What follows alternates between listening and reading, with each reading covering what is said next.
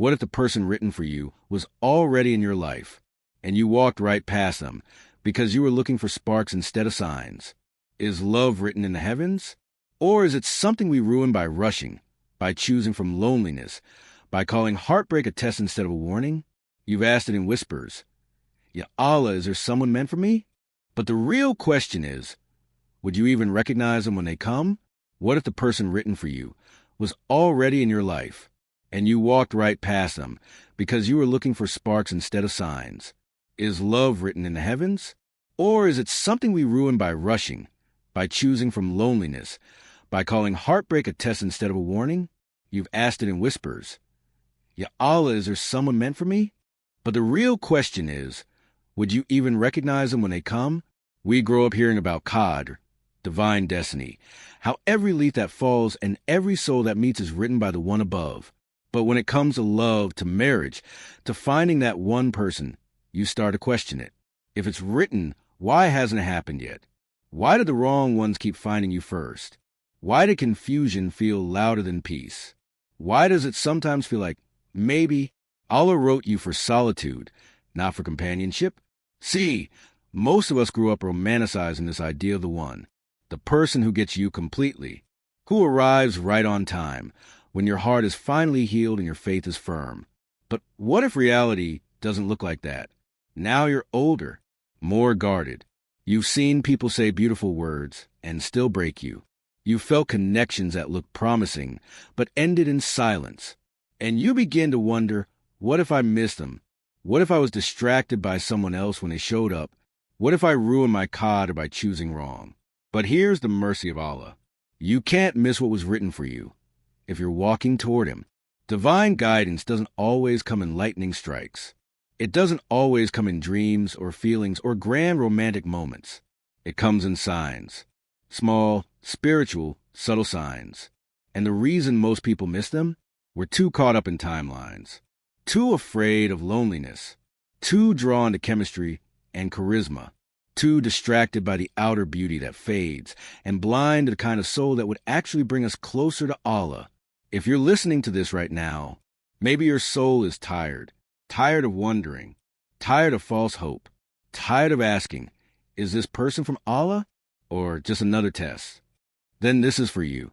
Because in this video, we're walking through 6 signs that Allah might be guiding you. Not the person you fantasize about, not the one you beg for in impatience, but the one your soul was created to walk through this life with, the one who brings you back to Him. Let's begin. Sign 1. You're willing to lose them for the sake of Allah. Here's what nobody tells you. Sometimes the very person you're making du'a for is also the person you're being tested with. We all expect divine guidance to feel peaceful, obvious, soft. But sometimes real guidance comes wrapped in resistance. It forces you to ask the most terrifying question. Would I still want this person if it meant losing Allah? And if that question ever shook your heart, even once, that's the sign. Not because you're weak, but because somewhere inside, your soul already knows. No love is worth losing your Akira. Most people think the strongest sign of love is how hard you hold on. But in Islam, one of the most powerful signs of divine guidance is how courageously you let go when holding on might cost you your closeness to Allah. The Prophet said, whoever gives up something for the sake of Allah, He will replace it with something better. That isn't just a beautiful quote to frame on your wall. It's a promise you feel in the tension of your hardest choices.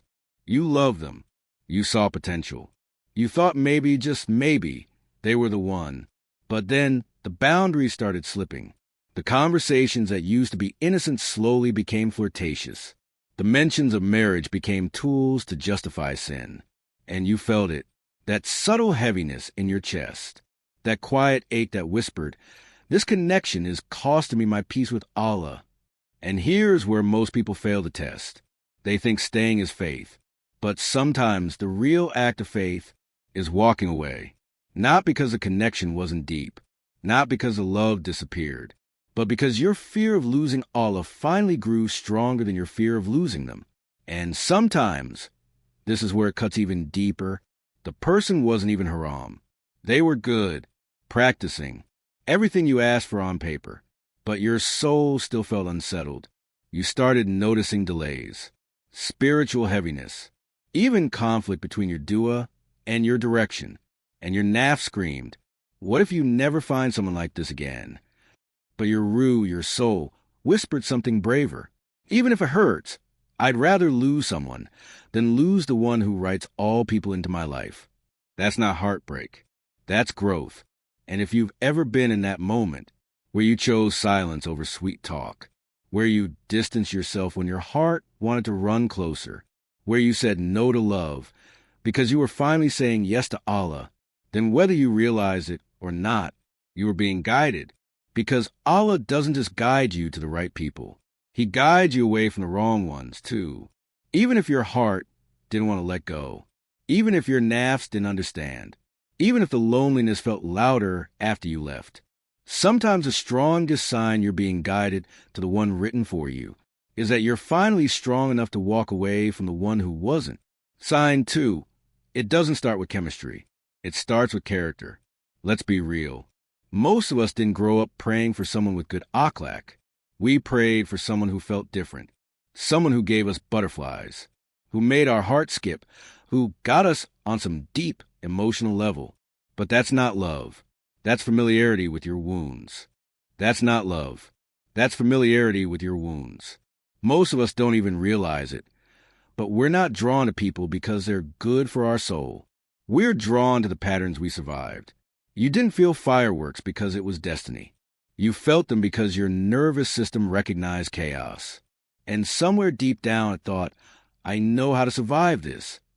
But then something shifted. You started healing. You stopped begging to be chosen. You stopped confusing emotional roller coasters with divine connection. You stopped mistaking anxiety for love. And for the first time, butterflies didn't feel spiritual anymore. They just felt loud. Because when Allah starts guiding you to the one truly written for you, He doesn't just soften your heart toward them. He hardens your heart against everything that used to break you. You stop craving mystery. You start craving clarity. You stop falling for charm. You start watching character. The Prophet didn't say, marry the one who gives you butterflies.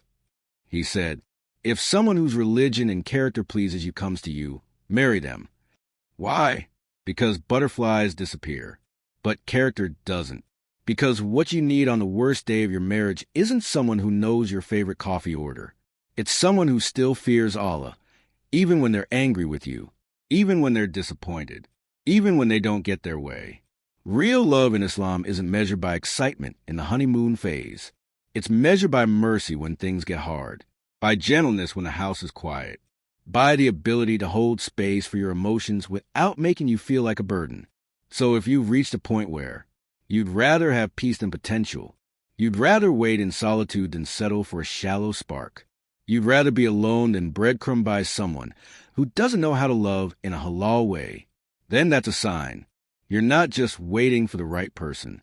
You're becoming the person who can recognize them. Because Allah doesn't just send the right one. He prepares you to receive them by unlearning everything that made you fall for the wrong ones. And maybe the reason this new connection doesn't feel exciting right away is because it's not supposed to. Maybe it's supposed to feel safe, quiet, stable, almost boring. But that boring, that's your nervous system finally not being in fight or flight. That boring, that's what baraka sounds like. Sign 3.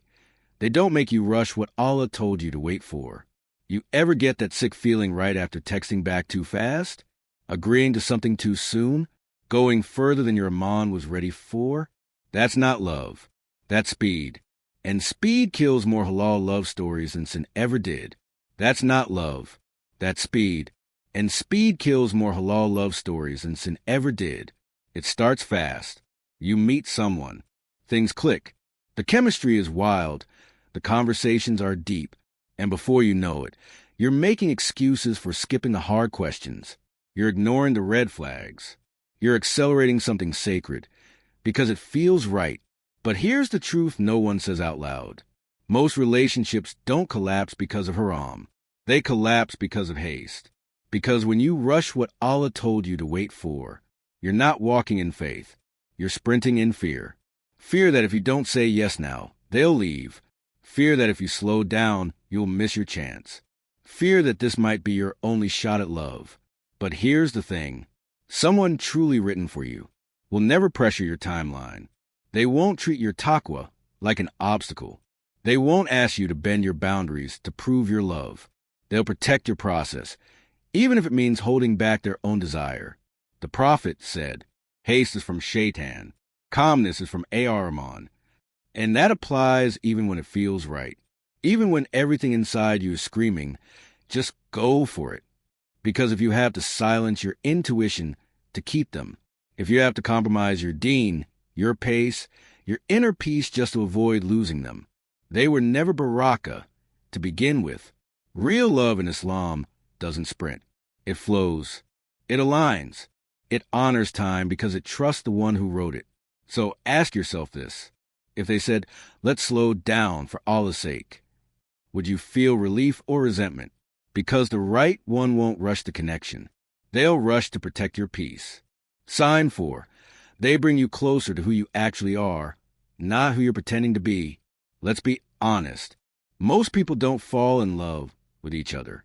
They fall in love with the version of themselves they perform for each other. You clean up your language. You laugh at jokes you don't even find funny. You talk in tones that aren't really you. You try on the image you think they'll fall for. And deep down, you pray they never see the real you, the awkwardness, the spiritual inconsistencies, the parts of you still healing from things you don't even talk about out loud, because you're terrified. If they saw the truth, would they stay? And that's why so many love stories feel like auditions. You're not connecting. You're performing. Every romantic moment becomes another screen test. Every message, a quiet desperation for approval. But here's what divine guidance looks like. It's when Allah sends someone into your life, and suddenly you feel safe not performing. But here's what divine guidance looks like. It's when Allah sends someone into your life, and suddenly you feel safe not performing. You don't have to fake spiritual perfection. You don't have to hide your doubts. You don't have to pretend you've healed from everything. You're not flawless. But with them, you don't have to be, because real love, the kind that's written by Allah, doesn't demand performance. It invites presence. You can admit you're still growing, that your faith sometimes fluctuates, that you're still figuring it out. And instead of making you feel unworthy, they meet you there with mercy. You don't feel like a project. You feel like a person. They don't try to fix you. They hold space for your process.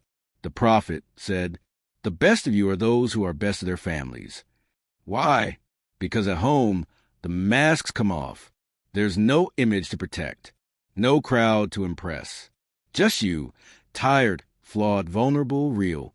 And that's the true test. If someone only loves a polished version of you, but pulls away when you're messy, uncertain, or exhausted, that's not love. That's branding. But the one Allah sent for you, they won't just love your iman when it's glowing. They'll love the way you fight for it, especially when it's dim. And something strange happens when you're around them. You stop pretending to be religious. You actually want to be, not out of pressure, but out of peace. You're not performing Islam anymore. You're returning to it. That's not romance. That's guidance. Sign 5. It matches a du'a you forgot you even made. You ever meet someone and something just feels strangely familiar? Not because you've known them before, but because something deep in your soul whispers, this feels like what I asked for, and not in the checklist kind of way. Not tall, kind, attractive, good job, but in the kind of du'a you made on your bedroom floor, when your voice was cracking, when your heart was bleeding, when your du'a didn't even have eloquence, just rawness. Ya Allah, I'm tired.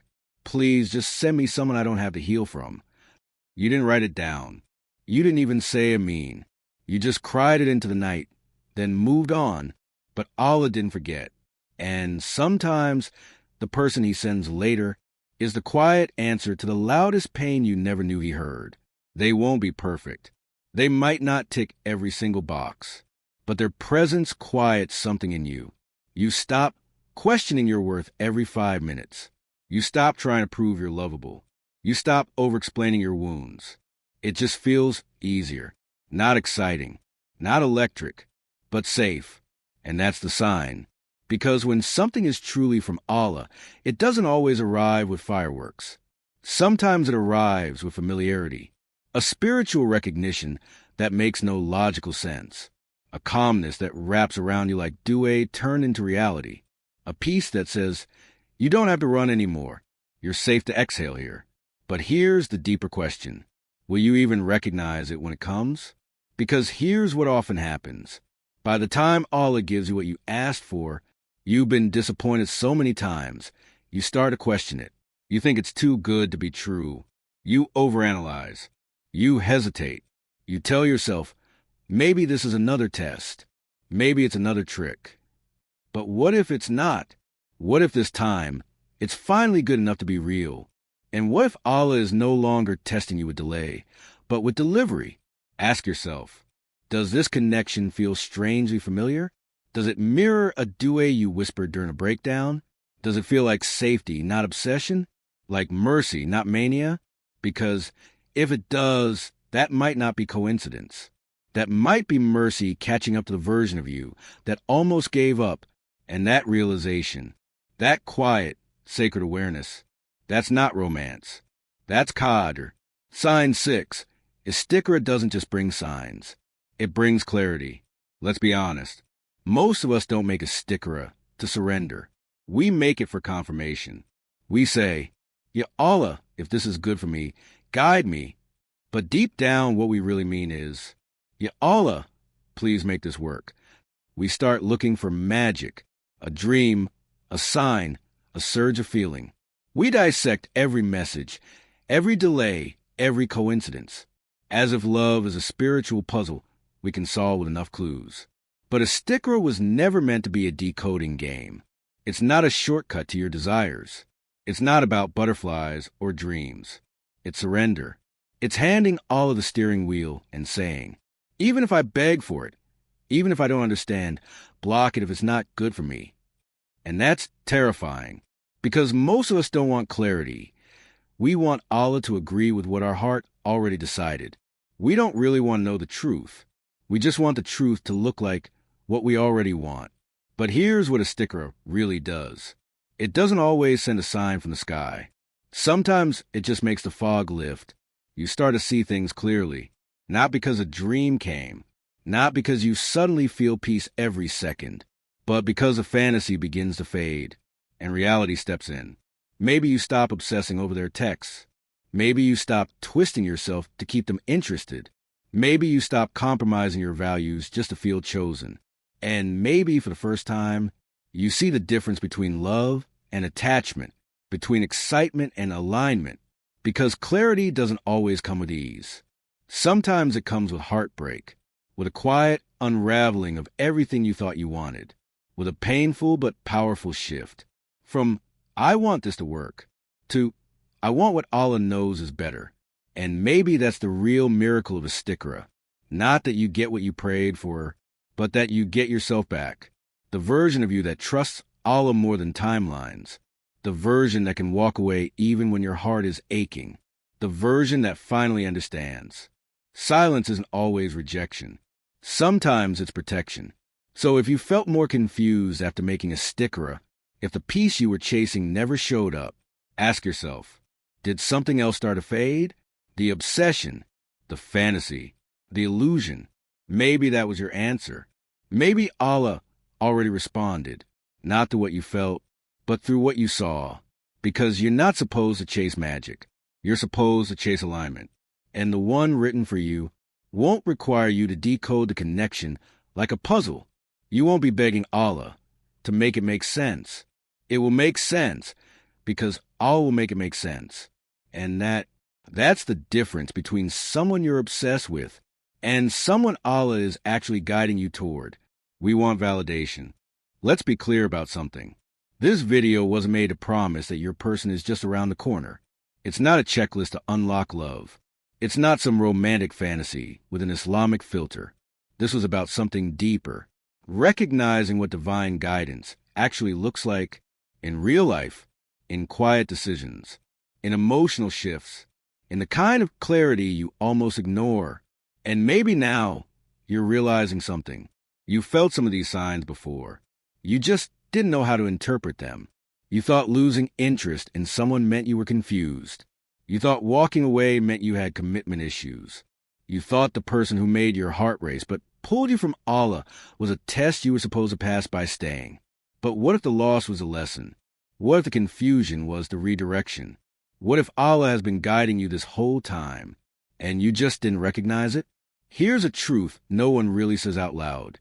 Sometimes Allah does guide you to someone, and sometimes He guides you away, gently, painfully, but unmistakably. The heartbreak, the breakup, the silent rejection, the relationship that didn't make it to Nika. It wasn't punishment. It was protection. It was redirection. It was mercy dressed as silence. Because love in Islam isn't about dopamine spikes and emotional obsession.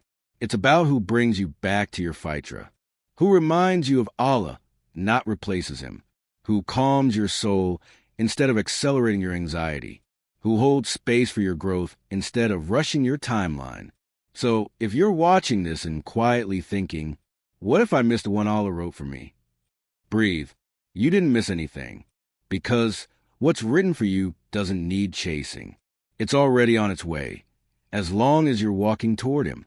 And if this message brought even a sliver of clarity to your heart, then maybe comment a short du'a, not for likes, not for attention, not for the algorithm, just something simple, something honest, like, "Ya Allah, don't let me chase what you're protecting me from," because sometimes that single du'a is the beginning of a better destiny. And if this helped you feel seen, click like, subscribe for more reminders rooted in truth, and maybe send it to someone who's quietly questioning everything they thought love was supposed to feel like. Until next time, walk toward Allah, because the one written for you is walking that way, too.